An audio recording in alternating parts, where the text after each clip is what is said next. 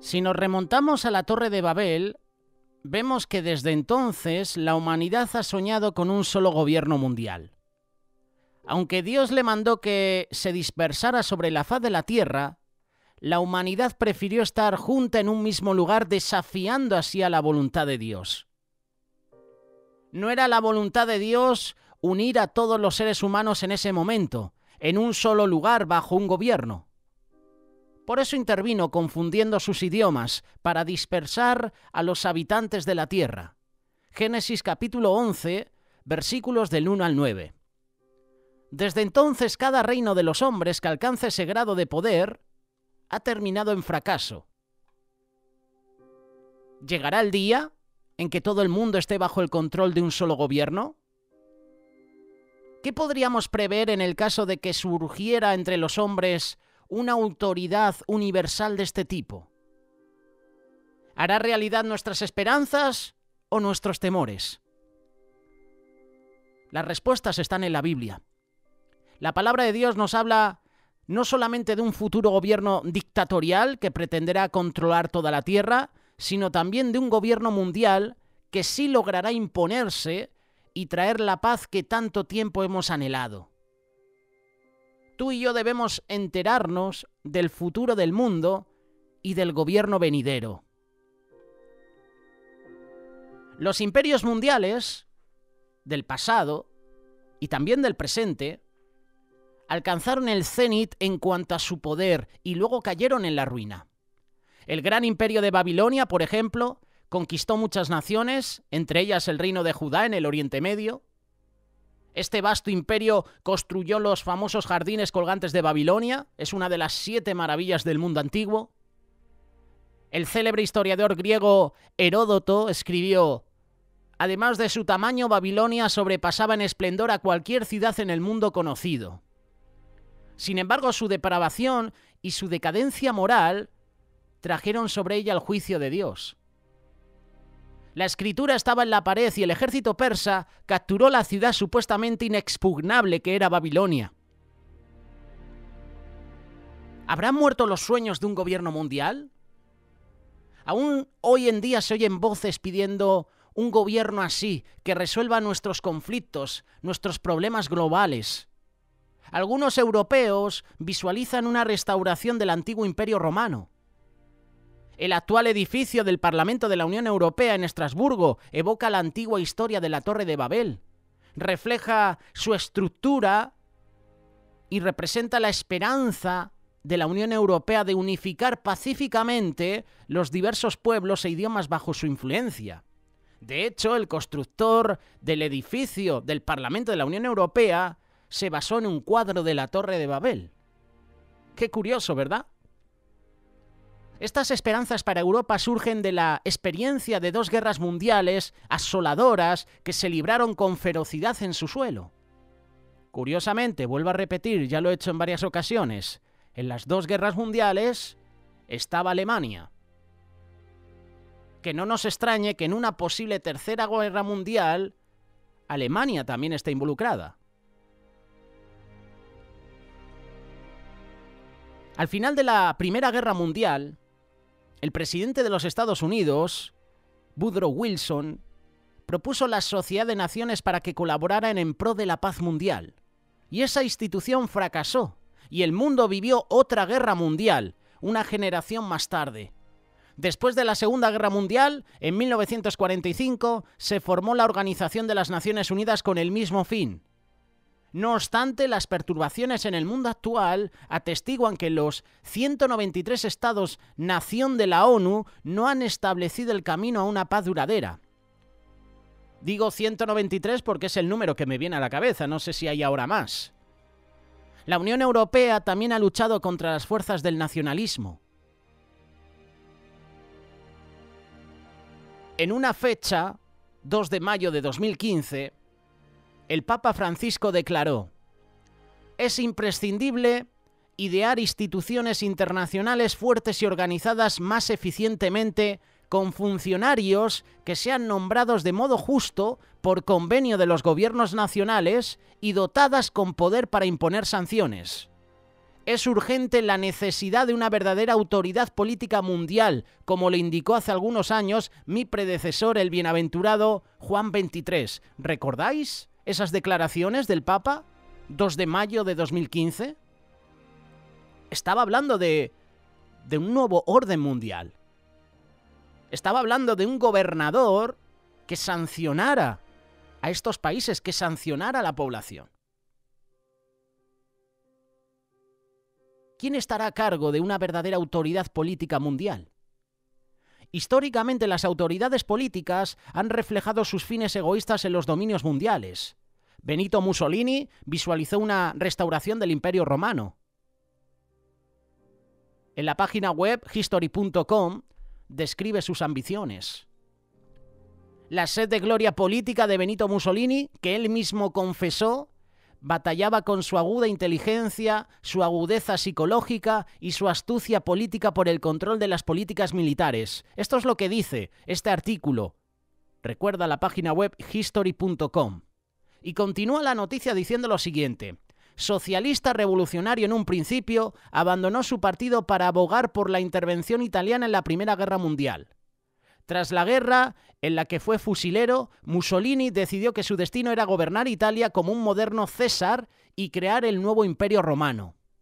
Forjó el movimiento paramilitar fascista entre 1919 y 1921 y lo empleó para marchar sobre Roma, hacerse primer ministro y luego asumir el poder dictatorial. Italia, ¿qué hizo? Se alió con Alemania y su eje de poder cayó derrotado al final de la Segunda Guerra Mundial. ¿Irá a presentarse un segundo intento por restaurar el Imperio Romano? El libro del Apocalipsis describe una bestia simbólica que representa una gran potencia militar. Dice la palabra política y económica, encarnada históricamente en el Imperio Romano. El libro de Apocalipsis predice una restauración final de ese imperio y su influencia en el mundo. Ese gobierno o superpotencia que regirá todo el mundo se encuentra ya en sus etapas de formación. Esta restauración del Imperio Romano, según la profecía, estará encabezada por un líder poderoso denominado la Bestia. Te invito a que leas Apocalipsis capítulo 17, versículo 3. La palabra de Dios habla de 10 reyes o reinos representados por los cuernos de la bestia y dice la palabra que entregarán su soberanía a este dictador. Vamos a leerlo, versículo 12 y 13, Apocalipsis capítulo 17. Los 10 cuernos que has visto son 10 reyes que aún no han recibido reino, pero por una hora recibirán autoridad como reyes juntamente con la bestia. Estos tienen un mismo propósito y entregarán su poder y su autoridad a la bestia.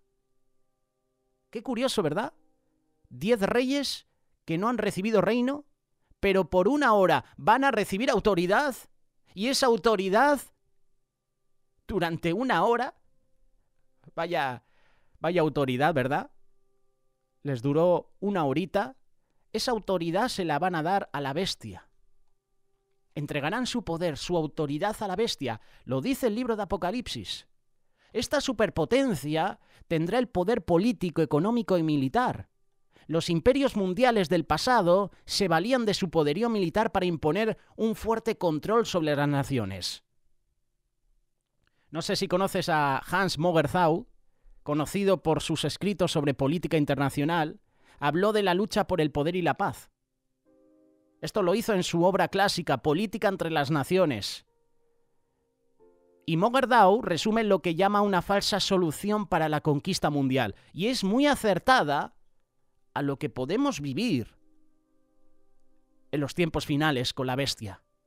De allí se desprende que un Estado mundial, creado por conquista, carente del apoyo de la comunidad mundial, tiene la posibilidad de conservar la paz dentro de sus fronteras solamente si puede generar y mantener la disciplina y lealtad completas entre todos los millones de soldados y policías necesarios para hacer efectivo su dominio sobre una humanidad renuente.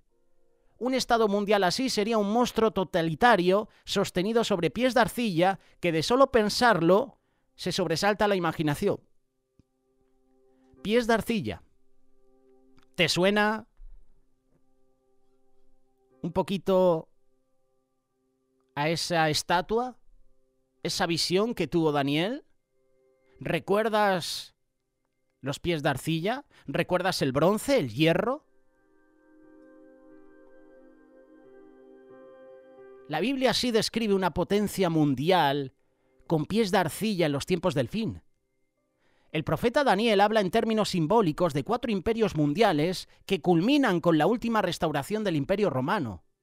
Dios le había enviado a Nabucodonosor, rey de Babilonia, un sueño de una serie de reinos mundiales. Y Daniel compareció delante del rey para interpretar el sueño. Y su descripción de la imagen aparece en el libro de Daniel capítulo 2, versículo 31. Vamos a leerlo. Tú, oh rey, veías, y he aquí una gran imagen.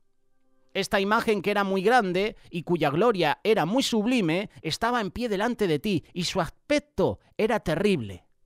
La cabeza de esta imagen era de oro fino, su pecho y sus brazos de plata, su vientre y sus muslos de bronce, sus piernas de hierro, sus pies en parte de hierro y en parte de barro cocido. Estabas mirando hasta que una piedra fue cortada, no con mano, e hirió a la imagen en sus pies de hierro y de barro cocido y los desmenuzó. A lo mejor te estás haciendo la pregunta, ¿qué imperios o qué reinos están representados en esta imagen? La mayoría de los conocedores de la Biblia están de acuerdo sobre este punto y es el que más compartimos nosotros. Daniel le dijo al rey que la cabeza de oro representaba al propio Nabucodonosor y su imperio babilónico. Este imperio fue reemplazado por el imperio medo-persa, representado por el pecho y los brazos de plata. El abdomen y muslos de bronce correspondían al imperio greco-macedonio de Alejandro Magno. Las 2 piernas de hierro eran símbolo del Imperio Romano desde el año 31 a.C. hasta su penúltima restauración en el siglo XX. Por último, los 10 dedos de los pies formados por una mezcla de hierro y arcilla representan la restauración final del Imperio Romano. Y yo sigo pensando con aliados islámicos. La profecía bíblica revela que en Europa surgirá una gran superpotencia que puede ser la restauración del Imperio Romano. Será una potencia tanto política como militar y económica. En Apocalipsis capítulo 18 podemos leer sobre ese poderío económico. Dios nos advierte que no participemos en los pecados de este gobierno mundial. En Apocalipsis capítulo 18, 4 y 5, Juan escribe: Oí otra voz del cielo que decía: Salid de ella, pueblo mío, para que no seáis partícipes de sus pecados, ni recibáis parte de sus plagas, porque sus pecados han llegado hasta el cielo, y Dios se ha acordado de sus maldades. Esta bestia o potencia que dominará al mundo en los tiempos del fin no contará con el apoyo de Jesucristo, sino que será una potencia encabezada por el dragón. El dragón, que es el diablo o Satanás. Y mira lo que dice Apocalipsis capítulo 13, versículo 5 en adelante. También se le dio a la bestia boca que hablaba grandes cosas y blasfemias, y se le dio autoridad para actuar 42 meses, es decir, 3 años y medio. Y abrió su boca en blasfemias contra Dios para blasfemar de su nombre, de su tabernáculo y de los que moran en el cielo. Se le permitió hacer guerra contra los santos y vencerlos. También se le dio autoridad sobre toda tribu, pueblo, lengua y nación, y la adoraron todos los moradores de la tierra cuyos nombres no estaban escritos en el libro de la vida del Cordero que fue inmolado desde el principio del mundo. Qué palabras, ¿verdad? ¡Qué profecía! Volviendo al sueño de Nabucodonosor. Si te fijas, puedes notar que la estatua representativa de las potencias mundiales que terminan con el Imperio Romano, restaurado, fue despedazada. Daniel se lo explicó así al rey Nabucodonosor. Estabas mirando hasta que una piedra fue cortada, no con mano. No va a ser el hombre. Va a ser Dios. E hirió a la imagen en sus pies de hierro y de barro cocido, y los desmenuzó. Entonces fueron desmenuzados también el hierro, el barro cocido, el bronce, la plata y el oro, y fueron como tamo de las eras del verano, y se los llevó el viento sin que de ellos quedara rastro alguno. Mas la piedra que hirió a la imagen fue hecha un gran monte que llenó toda la tierra. Daniel capítulo 2, versículo 34 y 35. Esa piedra que derribó los imperios de este mundo era el futuro reino de Dios, el cual llenará toda la tierra. Así lo proclamó Daniel. Vamos a leerlo, versículo 44. En los días de estos reyes, el Dios del cielo le levantará un reino que jamás será destruido, ni será el reino dejado a otro pueblo. Desmenuzará y consumirá todos estos reinos, pero él permanecerá para siempre.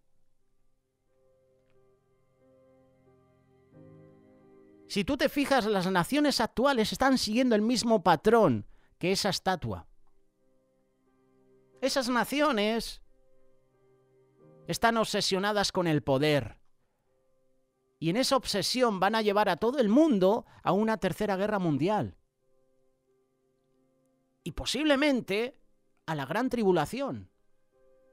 La buena noticia es que el futuro gobierno mundial, representado por la piedra que fue cortada, no con mano, traerá el bien a todos los pueblos y naciones.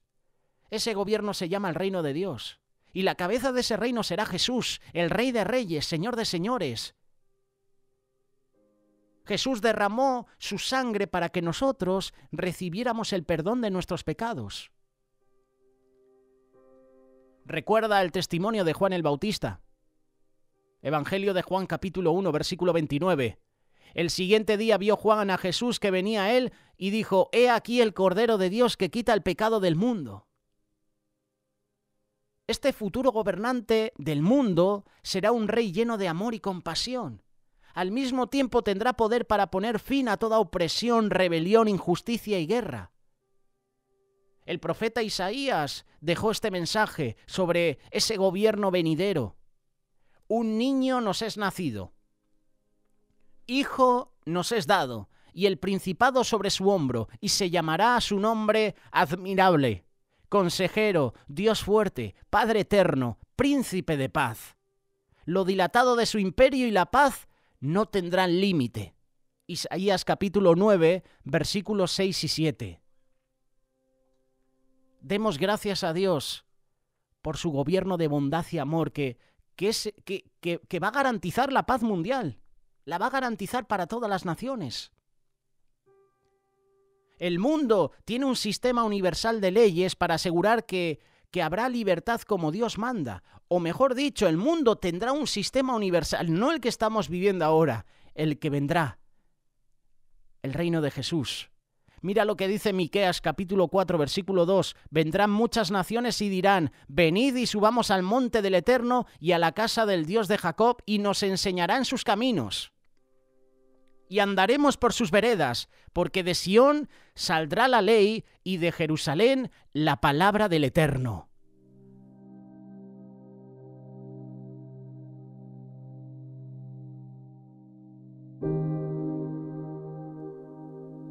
Jerusalén, la ciudad de los conflictos en nuestros días, terminará por ser lo que su nombre indica, ciudad de paz. Las industrias de defensa dedicadas a fabricar armas militares en todo el mundo se transformarán en industrias de paz. Cristo reprenderá a los pueblos y naciones guerreras. Las armas de guerra se convertirán en instrumentos de paz y productividad.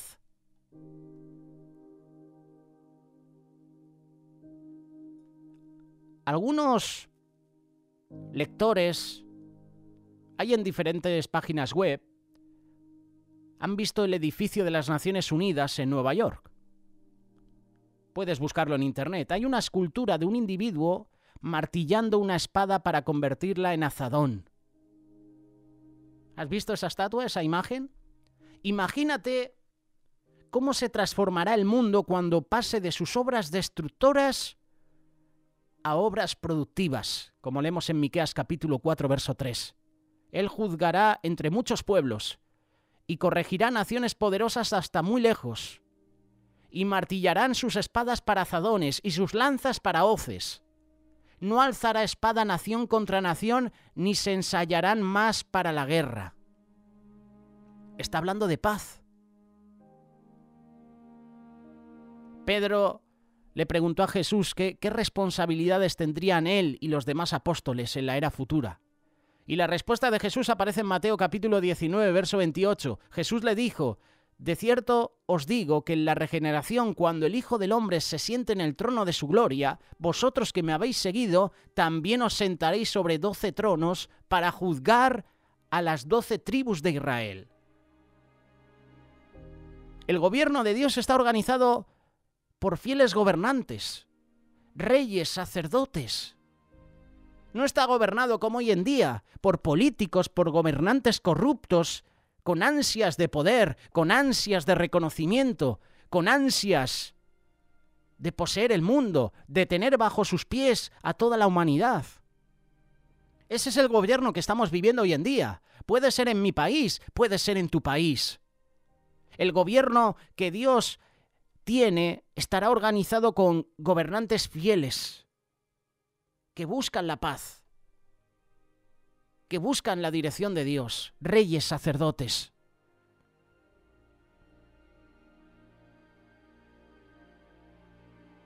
En Ezequiel capítulo 37, versículo 15, Dios muestra cómo va a reunir nuevamente a Israel y Judá en una sola nación. En cuanto a estas dos naciones dice: los haré una nación en la tierra, en los montes de Israel, y un rey será a todos ellos por rey, y nunca más serán dos naciones, ni nunca más serán divididos en dos reinos. El antiguo rey David fue un hombre conforme al corazón de Dios, como leemos en Hechos capítulo 13, verso 22. David gobernó sobre los reinos combinados de Judá e Israel, y hará lo mismo en el reino mundial venidero. Ezequiel capítulo 37, verso 24. Podemos prever que patriarcas como Abraham, Isaac, Jacob y David ocuparán cargos en el futuro gobierno mundial de Dios. Pero tú y yo, ¿qué cargos o qué bendiciones recibiremos? La herencia del reino también es para ti y para mí. Jesucristo dijo, Mateo capítulo 5, versículo 5, Mateo capítulo 24, verso 34, que nosotros, los fieles seguidores, podemos heredar la tierra, el reino. ¿Dónde estarán los santos, los discípulos fieles? Apocalipsis capítulo 2, verso 26 dice que quienes conquisten el pecado con la ayuda de Jesús en esta vida recibirán autoridad sobre naciones en el mundo por venir. Además, Apocalipsis capítulo 5, verso 10 da testimonio de que Dios nos hará reyes y sacerdotes, y dice que reinaremos sobre la tierra. Tú podrás formar parte del reino de Dios. Dios está llamando a personas de todas las naciones para que sean parte de su reino.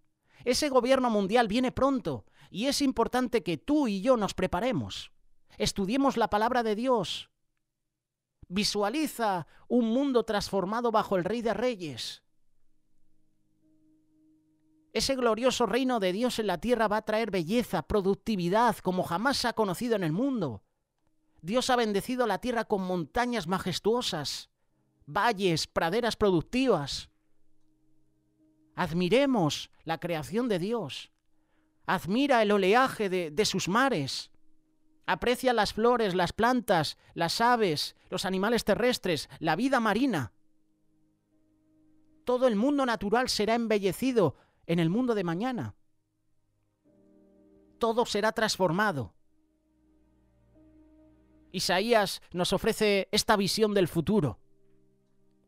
Morará el lobo con el cordero, y el leopardo con el cabrito se acostará. El becerro y el león y la bestia doméstica andarán juntos, y un niño los pastoreará. La vaca y la osa pacerán, sus crías se echarán juntas, y el león como el buey comerá paja. El niño de pecho jugará sobre la cueva del aspid, y el recién destetado extenderá su mano sobre la caverna de la víbora. No harán mal ni dañarán en todo mi santo monte, porque la tierra será llena del conocimiento del Eterno como las aguas cubren el mar. Según estas declaraciones del profeta Isaías, tú y yo podemos deducir que por causa del pecado, la creación, los animales, los hombres, somos carnívoros, matamos.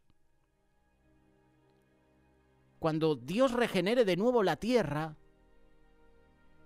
la vaca y la osa pacerán. El lobo con el cordero estarán juntos. Dice que el león comerá paja. El león como el buey comerán paja, es decir, el león no será carnívoro, no tendrá que matar animales para alimentarse, comerá paja. El pecado ha producido eso. Que la creación se deteriore, que los animales se coman entre ellos. Y nosotros también. Nosotros también nos comemos entre nosotros, y no estoy hablando de una manera física. Tú y yo matamos con la lengua, condenamos con la lengua. Ese mundo nuevo vendrá pronto. Oremos a Dios, Señor, que venga tu reino. Y esto es importante, analicemos las Escrituras, observemos las tendencias proféticas, las señales que anuncian el regreso de Jesús. Y eso lo vamos a ver con todo lo que está pasando en Israel, porque Israel es el reloj profético de Dios. ¿Estás preparado para los tiempos finales? Jesucristo viene pronto.